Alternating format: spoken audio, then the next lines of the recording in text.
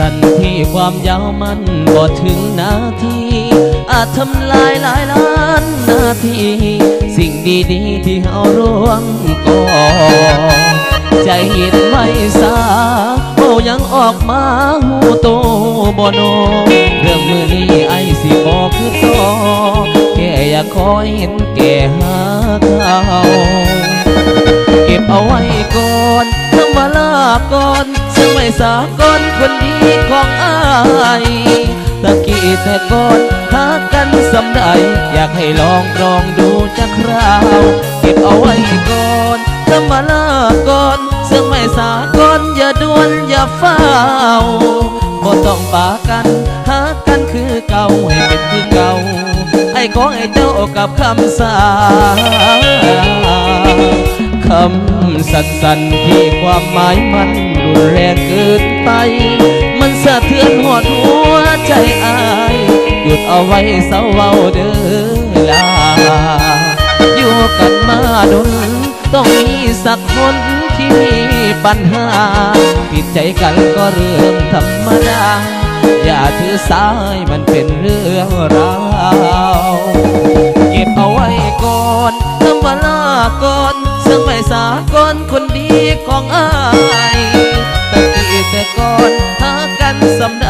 อยากให้ลองตรองดูจะคราวเก็บเอาไว้ก่อนทำมาลาก่อนซึ่งไม่สากลอย่าด่วนอย่าเฝ้าบ่ต้องปากันหากันคือเก่าให้เป็นคือเก่าไอ้ขอให้เจ้ากับคำสาลา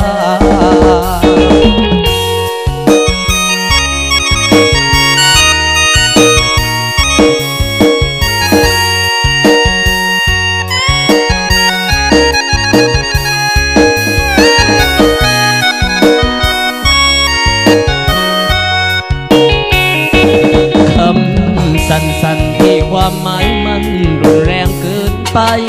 มันสะเทือนหดหัวใจอายหยุดเอาไว้เศร้าเว้าเด้อลาอยู่กันมาดนต้องมีสักคนที่มีปัญหาผิดใจกันก็เรื่องธรรมดาอย่าถือสายมันเป็นเรื่องราวเก็บเอาไว้ก่อนทำมาลาก่อนซึ่งไม่สากลคนดีของอ้ายตะกี้แต่ก่อนหากันสำใดอยากให้ลองตรองดูจะคราวเก็บเอาไว้ก่อนทำมาลาก่อนซึ่งไม่สากลอย่าด่วนอย่าเฝ้าก็ต้องปากันหากันคือเก่าให้เป็นคือเก่า